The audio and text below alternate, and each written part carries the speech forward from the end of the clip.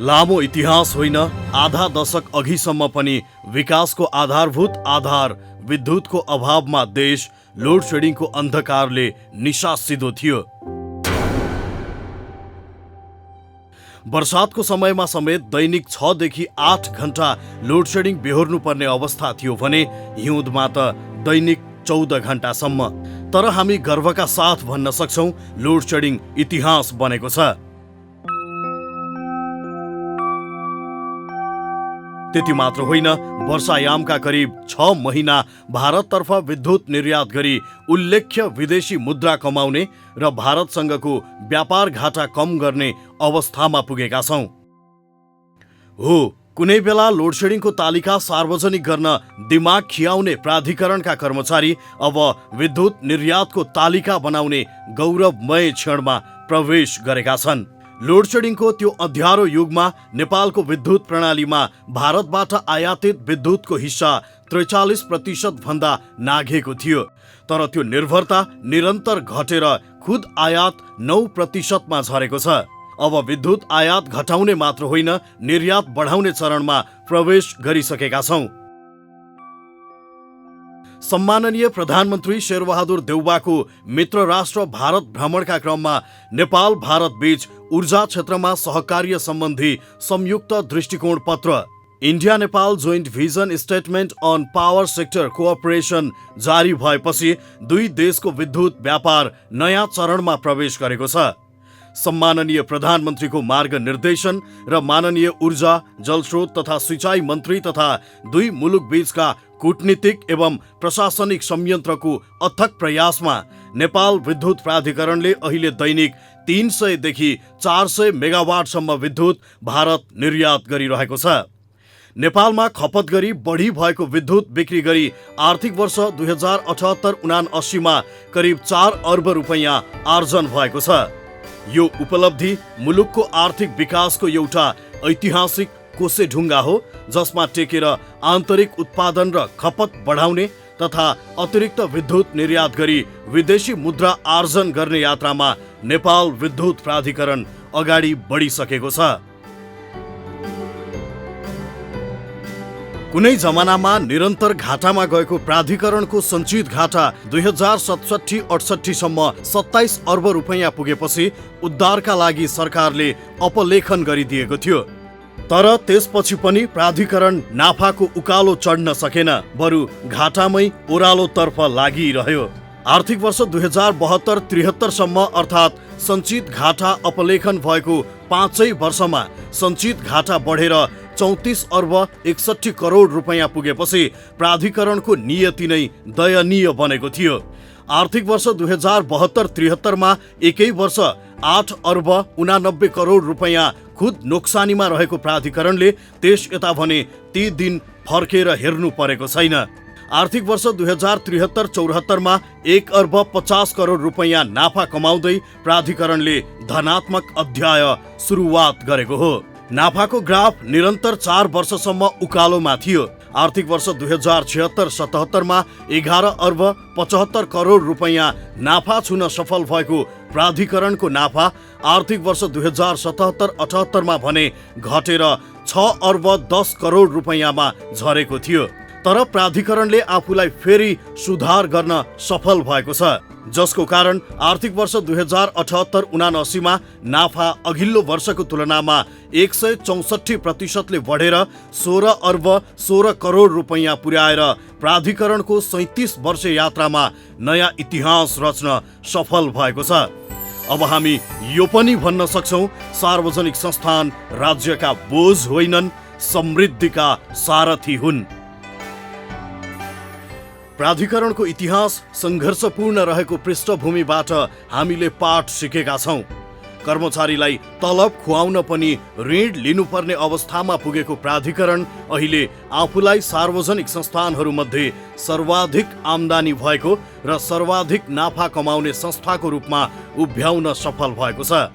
प्राधिकरणको वार्षिक आम्दानी 1 खर्ब रुपैयाँबाट उकालो लागेको छ। इक्रा नेपालले गरेको क्रेडिट रेटिङमा प्राधिकरणले AA+ रेटिङ पाएको छ। यसबाट प्राधिकरण आफ्नो वित्तीय तथा आर्थिक दायित्व ढुक्कसँग वहन गर्न सक्ने क्षमतामा देखिएको छ। निरन्तरको प्रशासनिक र वित्तीय सुधार मार्फत आर्जन गरेको ख्याति र विश्वासकै कारण बहुपक्षीय विकास साझेदार निकायहरूसँग प्राधिकरणले आफ्नै संस्थागत जमानीमा सिधै ऋण खोज्न र लिन सक्ने अवस्था बनेको छ। विद्युत उत्पादन, प्रसारण र वितरण तर्फका आयोजनामा जोखिमपूर्ण रूपमा जमानी बसिदिनुपर्ने झमेलाबाट मुक्त हुँदै गएपछि सरकारले अन्य संस्थान तथा पूर्वाधारमा ध्यान दिन सक्ने अवस्था पनि सृजना हुनेछ। बहुपक्षीय र द्विपक्षीय विकास साझेदार निकायको करिब 2 खर्ब रुपैयाँ भन्दा बढीको लगानीमा काम भइरहेकोमा प्राधिकरण आन्तरिक स्रोतबाट मात्रै प्रत्येक वर्ष करिब 12 अर्ब रुपैयाँ पुँजीगत खर्च गर्ने र आर्थिक वर्ष 2079-80 मा 45 अर्ब रुपैयाँ विद्युत उत्पादन, प्रसारण र वितरण तर्फका आयोजनामा लगानी गर्न सक्ने अवस्थामा पुगेको छ। यसरी प्राधिकरणले कमाएको नाफा ग्राफमा देखिने कोरा अङ्क मात्र होइन, यो त विद्युत विकासका पूर्वाधार निर्माण र सेवा विस्तारमा लगानी हुने भरपर्दो स्रोत पनि हो, जसले अझ बढी नाफालाई सुनिश्चित गर्नेछ।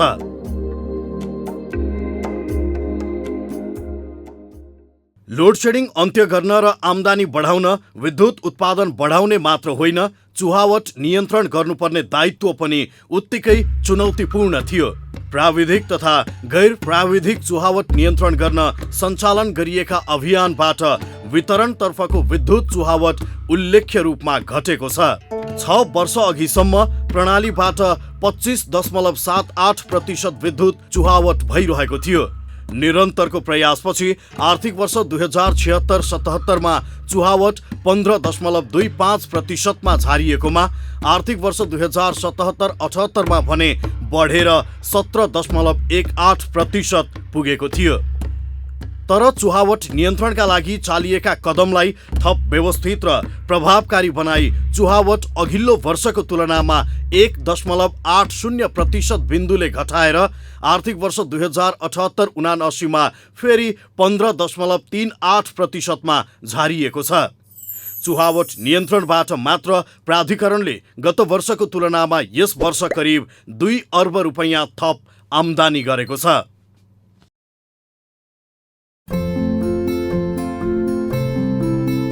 विद्युत उत्पादन र उपयोग बढाउने मात्र होइन, विद्युतको पहुँच बढाउने जिम्मेवारीलाई प्राधिकरणले संवेदनशील मानेको छ। 6 वर्ष पहिले करिब 62% घरधुरीमा मात्र ग्रिडको विद्युत पुगेकोमा अहिले करिब 93% घरधुरीमा यो सेवा पुगेको छ। यस वर्ष 10 जिल्ला सहित 42 जिल्लामा पूर्ण विद्युतीकरण गरिएको छ। प्राधिकरण र सामुदायिक गरेर विद्युत उपभोग गर्ने ग्राहकको संख्या करिब 53 लाख पुगेको छ। त्यस्तै प्रति व्यक्ति विद्युत खपत पनि 330 युनिट पुगेको छ। आगामी 2 वर्षभित्र सबै नेपाली जनतामा भरपर्दो र गुणस्तरीय विद्युत सेवा पुर्याउने नेपाल सरकारको घोषणालाई पूरा गर्न योजनाबद्ध रूपमा काम भइरहेको छ।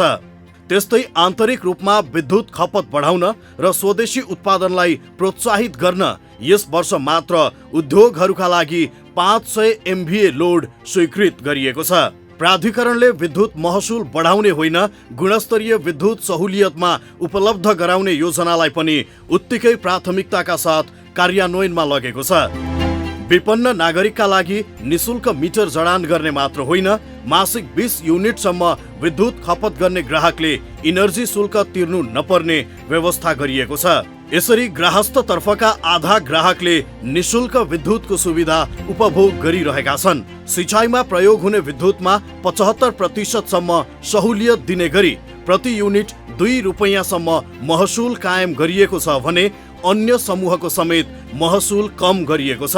खानेपानी र सिँचाइमा डिमान्ड शुल्क हटाउँदै खानेपानीको इनर्जी शुल्क करिब 50% ले घटाइएको छ। विद्युत खपत बढाउन ग्राहकले क्षमता वृद्धिको माग गरेमा तत्काल निशुल्क वृद्धि गर्ने व्यवस्था गरिएको छ।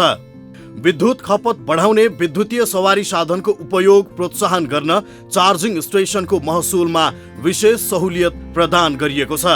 प्राधिकरण आफैले पनि मुलुकभर 51 स्थानमा अत्याधुनिक चार्जिङ स्टेसन समेत निर्माण गरिरहेको छ। यसरी नाफा कमाउने मात्र होइन, घर घर, जन जन र मन मनलाई उज्यालो बनाउने सत्कर्ममा पनि विद्युत प्राधिकरण प्रतिबद्ध बनेको छ।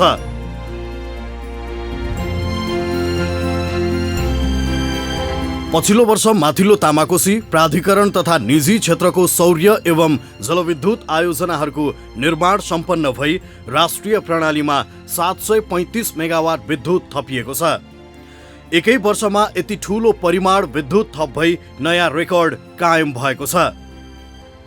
राष्ट्रिय प्रणालीको जडित विद्युत क्षमता 2190 मेगावाट पुगेको छ।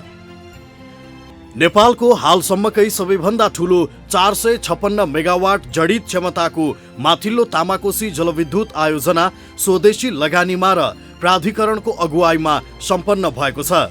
अनगिन्ती चुनौती, जोखिम र निराशा पाखा लगाएर अहिले देशमा विश्वासको उज्यालो प्रसार गर्न सफल यो आयोजनाले स्वदेशी लगानी र व्यवस्थापनमै ठूला पूर्वाधार निर्माण गर्न सकिन्छ भन्ने आत्मबल पनि बढाएको छ। प्राधिकरणका आफ्ना विद्युत गृहहरूको विद्युत उत्पादन गत आर्थिक वर्षमा भन्दा यस वर्ष करिब 16% बढेको छ।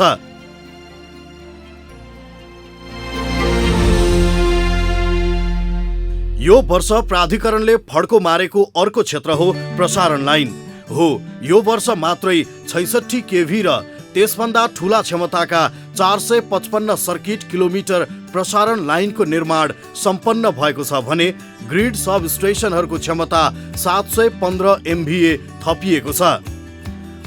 सोलु करिडोर, मोतीपुर सन्धि खर्क, बर्दघाट सर्दी, बुटवल मैनहिया, सिंगटी लामोसाँघु, नयाँ मोदी लाहाचोक 132 केभी प्रसारण लाइन निर्माण सम्पन्न भई सञ्चालनमा आएका छन्।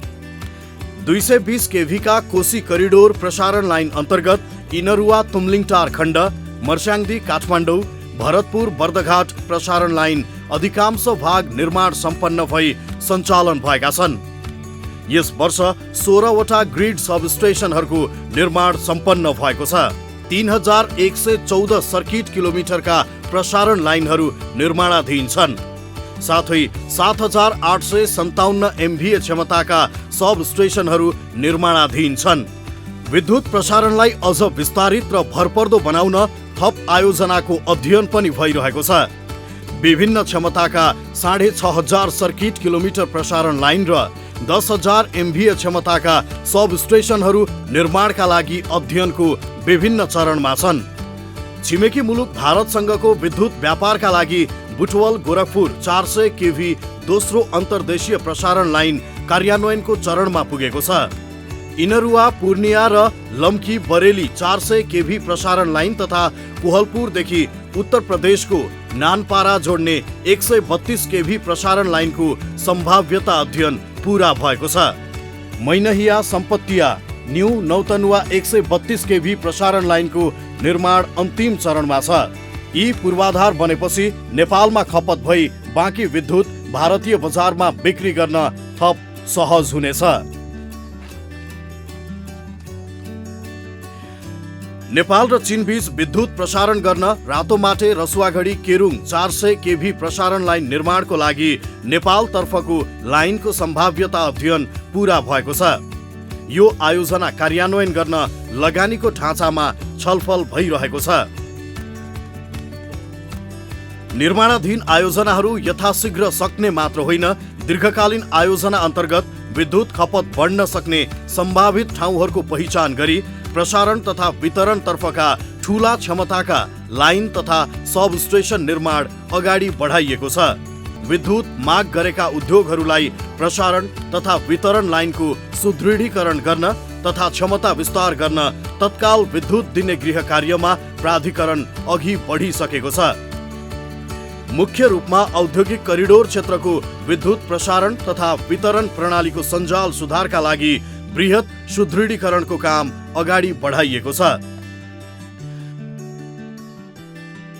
साथै संघीय राजधानी काठमाडौँ उपत्यकामा पुराना पूर्वाधारका कारण विद्युत आपूर्तिमा समस्या हुने गरेको विषयमा विद्युत प्राधिकरण पूर्णतः सचेत र संवेदनशील छ। त्यसैले सन् 2050 सम्म माग हुने अनुमान गरिएको 3000 मेगावाट वा सोभन्दा बढीको समेत विद्युत माग धान्ने गरी प्रसारण तथा वितरण प्रणाली निर्माणको प्रक्रिया सुरु गरिएको छ। साथै देशका अन्य प्रमुख सहरहरूमा सुदृढ प्रसारण तथा वितरण प्रणाली निर्माणको प्रक्रिया अगाडि बढेको छ। काठमाडौँ उपत्यकामा अव्यवस्थित भएका वितरण तारको व्यवस्थापनको कार्य भइरहेको छ। पहिलो चरणमा महाराजगञ्ज र रत्नपार्क वितरण केन्द्र अन्तर्गतका क्षेत्रमा भूमिगत गरी व्यवस्थापन गर्न सुरु गरिएको थियो। यो आयोजनालाई विस्तार गरी काठमाडौँ, ललितपुर, भक्तपुर, भरतपुर र पोखरामा पनि वितरण लाइन भूमिगत बनाउने काम भइरहेको छ। निर्माणका लागि सम्बन्धित निकायहरूबाट अनुमति समयमै पाउन नसक्दा अपेक्षाकृत सफलता हासिल हुन सकिरहेको छैन। तर पनि यसका लागि प्राधिकरणको पहलमा कुनै कमी हुने छैन। घरायसी ग्राहकको घरमा रहेका सिंगल फेज मिटरलाई हटाई स्मार्ट मिटर जडान गर्न काठमाडौँ उपत्यकाबाट सुरु गरिएको पाइलट प्रोजेक्टको रूपमा रत्नपार्क र महाराजगञ्ज वितरण केन्द्रबाट करिब 1 लाख ग्राहकको घरमा स्मार्ट मिटर जडान गरिएको छ। देशभरि स्मार्ट मिटर सञ्चालनका लागि आवश्यक रेडियो फ्रिक्वेन्सीको अनुमतिका लागि सम्बन्धित निकायहरूबाट प्रक्रिया अगाडि बढाइएको छ। विद्युत उपभोक्ताको गुनासो सम्बोधन गर्न परीक्षणका रूपमा काठमाडौँ उपत्यकामा 24 घण्टा कल सेन्टर सञ्चालनमा ल्याइएको छ। थप ठूला आयोजना निर्माणतर्फ पनि प्राधिकरणले समानान्तर रूपमा ध्यान दिएको छ।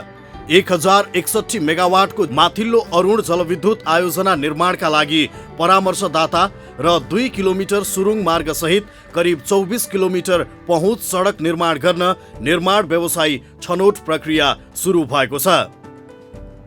आयोजनाको लगानी जुटाउन विश्व बैंक, कर्मचारी सञ्चय कोष, hydro electricity investment and development company लगायतका निकायहरूसँग समानान्तर रूपमा छलफल अगाडि बढेको छ। 490 मेगावाटको अरुण 4 अर्ध जलाशययुक्त जलविद्युत आयोजना संयुक्त रूपमा निर्माण गर्न नेपाल विद्युत प्राधिकरण र भारत सरकारको स्वामित्वको सतलज जलविद्युत निगम बीच समझदारी पत्र मेमोरेन्डम अफ अन्डरस्ट्यान्डिङ MOU मा हस्ताक्षर गरिएको छ। 635 मेगावाटको दुधकोशी जलाशययुक्त जलविद्युत आयोजनाको विस्तृत इन्जिनियरिङ अध्ययन अन्तिम चरणमा पुगेको छ। आयोजनाका लागि आवश्यक जग्गा अधिग्रहणको प्रक्रिया अगाडि बढेको छ भने एसियाली विकास बैंक लगायतका अन्तर्राष्ट्रिय वित्तीय संस्थाको सम्मिश्रित वित्तीय लगानी मोडलमा छलफल भइरहेको छ। आयोजनामा करिब 1.5 अर्ब अमेरिकी डलर लगानीका लागि अन्तर्राष्ट्रिय वित्तीय संस्थाले प्रारम्भिक सहमति जनाएका छन्। 99 मेगावाटको तामाकोशी 5औं जलविद्युत आयोजनाको लगानी सुनिश्चित गरी निर्माणका लागि परामर्शदाता र निर्माण व्यवसायी छनौटको प्रक्रिया सुरु गरिएको छ। 42 मेगावाटको माथिल्लो मोदी ए, 18.2 मेगावाटको माथिल्लो मोदी, 210 मेगावाटको चैनपुर सेती निर्माण सुरु गर्ने चरणमा प्रवेश गरेका छन्। 140 मेगावाटको तनहु, 40 मेगावाटको रघुगङ्गा, 37 मेगावाटको माथिल्लो त्रिशुली 3V जलविद्युत आयोजनाहरू निर्माणाधीन छन्। प्राधिकरणको सहायक कम्पनी चिलिमे जलविद्युत अन्तर्गतका 111 मेगावाटको रसुवागढी, 102 मेगावाटको मध्य भोटेकोशी, 42.2 मेगावाटको सान्जेन र 14.8 मेगावाटको माथिल्लो सान्जेन आयोजना निर्माण अन्तिम चरणमा पुगेका छन्। प्राधिकरणले आर्थिक वर्ष 2078-79 मा 7 वटा निजी क्षेत्रका जलविद्युत आयोजनाको 145 मेगावाट र 5 वटा सोलर आयोजनाको 38 मेगावाट गरी जम्मा 183 मेगावाटको विद्युत खरिद बिक्री सम्झौता PPA गरेको छ। प्राधिकरणले 357 मेगावाटका निजी क्षेत्रका आयोजनासँग कुल 6366 मेगावाटको PPA गरेको छ। PPA गरिएका आयोजना विकासको विभिन्न चरणमा छन्। प्राधिकरणले जलविद्युत उत्पादनमा मात्र नभई विद्युत उत्पादनका अन्य नवीकरणीय विधिलाई पनि महत्त्वका साथ प्रवर्धन गरिरहेको छ। सौर्य विद्युतको जडित क्षमता 55 मेगावाट र उखु मिलबाट प्राप्त हुने बगासबाट उत्पादित विद्युतको क्षमता 3 मेगावाट पुगेको छ। सौर्य ऊर्जाको PPA का लागि प्रतिस्पर्धी आधार दर प्रति युनिट 5 रुपैयाँ 94 पैसा निर्धारण गरिएको छ।